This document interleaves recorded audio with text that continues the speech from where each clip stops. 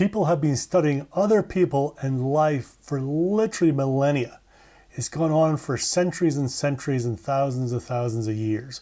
And yet, despite all the changes, all the things that we've adapted to in this world, most of the fundamentals about how people should work with people and how people deal with life are kind of the same. And we can find the secrets about how to get back to these basics when we think about the ancient philosophers. Find out what this means for sales leaders in this episode.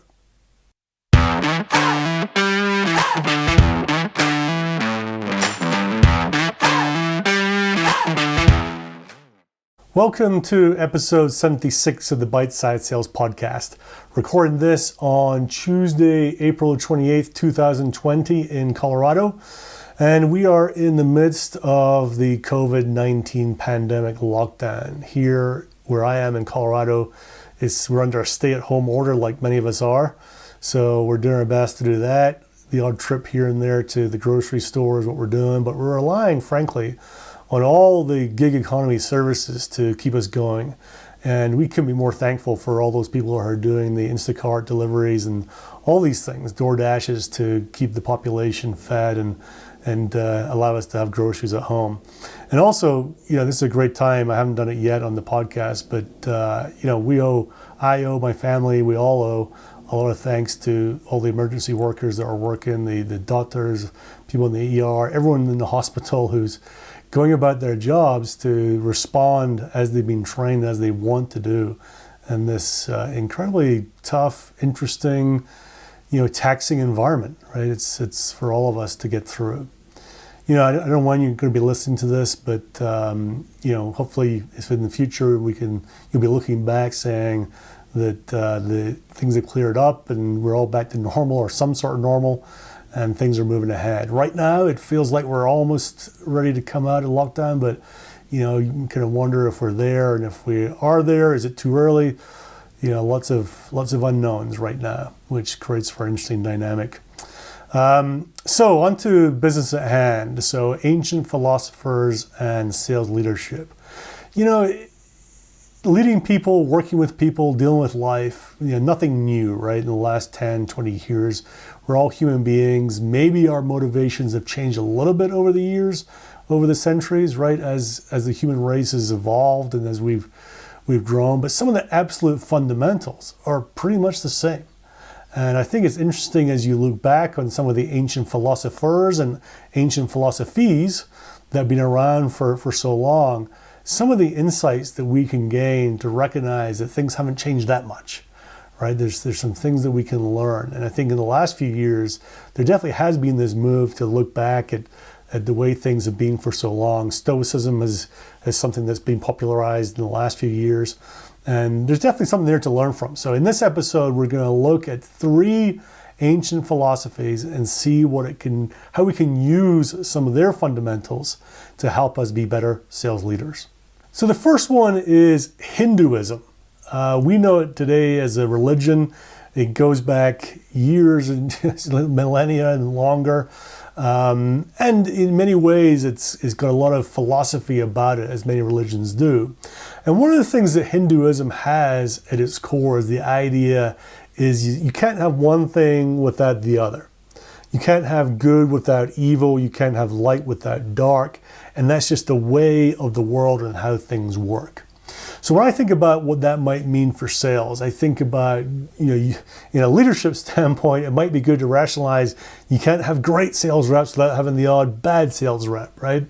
But perhaps, the more useful way to think about it is when we're working with ourselves, but maybe our team as well, and they're going through some sort of slump or they're going through a bad patch, we can help them by rationalizing things, by saying, look, we can't all be just charging ahead, growing like this all the time, bottom left to top right, however this video goes. And it's just not this perfect straight line and everything's all hunky-dory, right? The fact is, day to day, week to week, month to month, quarter to quarter, year to year, there's going to be great periods. And even for the most successful and highest performing sales reps, there's going to be dips in there. There's going to be days and weeks where you kind of wonder if it's worth doing sometimes. I know I've been there in my career where, both as a leader and also as a rep, you kind of sit there staring at the wall wondering, what the heck, there's got to be an easier way to make money than this sometimes. But then, you get through it and you realize, oh, look, I do actually know what I'm doing. I can get through this, and you come out the other side quite successfully. But when you've got a team member, one of your sellers, who is struggling, you just imagine they are sitting there staring at the wall, wondering, how do I get out of this, right? And they're in that mode of feeling like the world's against them. They feel like the company's not doing enough. That they might be playing the blame game a little bit. It's a tough space to be in. And maybe one way to work with them is to help them realize that there's going to be ups and there's going to be downs. And there's going to be good days, there's going to be bad days. There's going to be highly successful deals that close quickly and for large amounts. And there's going to be those that you work on for a long period of time that never close. And you feel like you wasted so many weeks and months on them. And that's the way it is, right? And, if you can coach them on the idea that they need to keep moving forward, because if they're in that dark spot, they will get to that light spot and be back on that track to greatness and achieving great things. Philosophy number 2 is Zen, a phrase, a word that's thrown around quite a lot for many different reasons, right? Sometimes in jest, sometimes seriously. But one of the things that the fundamentals about Zen philosophy is that we all have what we need within us to be successful, right? It's this idea that we don't need a whole bunch of things to be added to our lives and what we do in order to be successful. So, and it's actually a great fundamental when you're thinking about coaching and coaching people, is if you start with the philosophy that this person has within them everything they need to be successful, we just need to help them get it out of them and get them to use it. Most of the answers, when you truly coach someone and they're asking you for the answers, most of the answers, if you just challenge them a little bit and push back with good coaching questions, they'll find they know things already. They just need to rely and be confident in themselves that they can do it.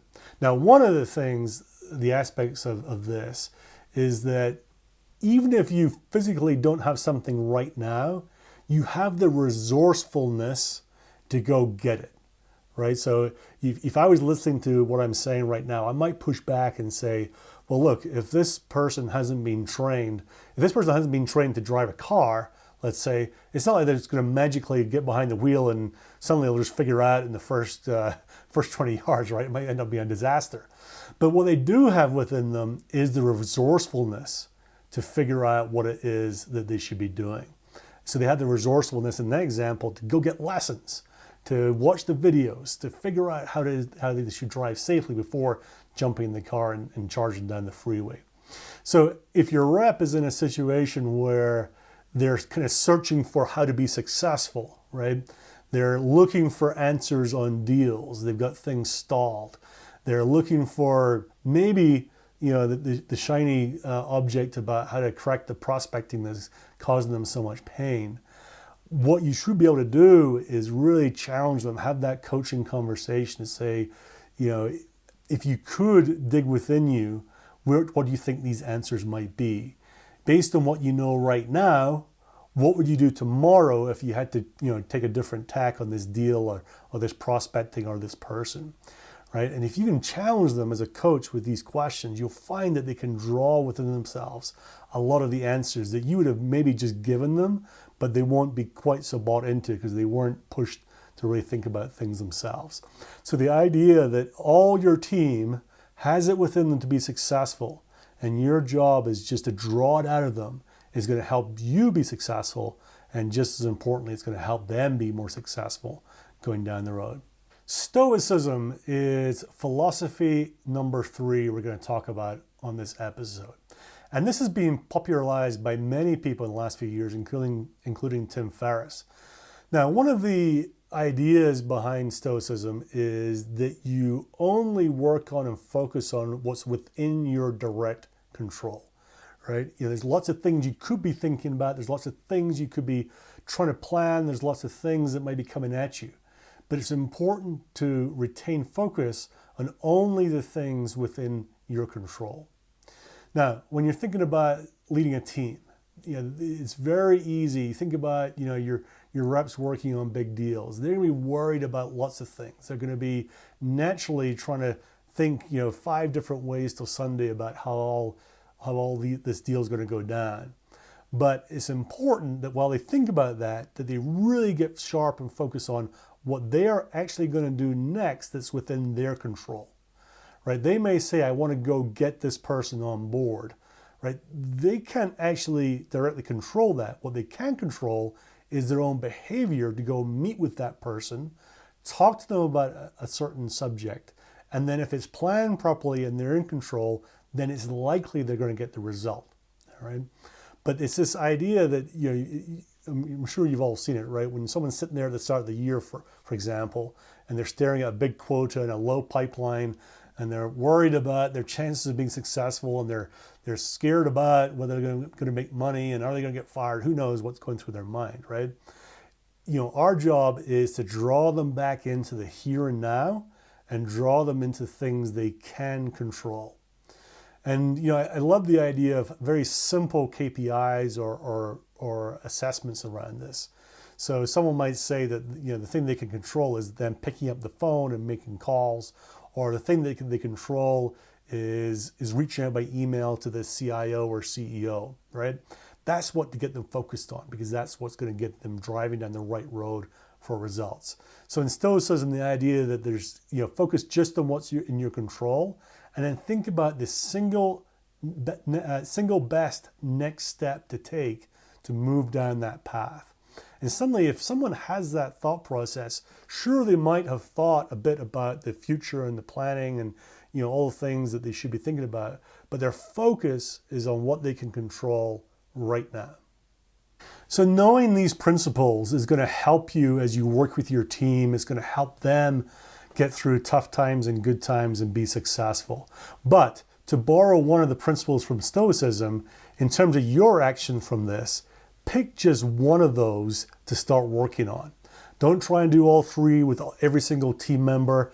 Think about, how can I take one of these principles tomorrow or today and work with one team member to start them down this road, because maybe this is going to help them be successful. Don't get lost in all the big plans you have to implement these things across the team and change your whole philosophy. Don't do that. Think about one thing to do with one person in the next day to start going down this path.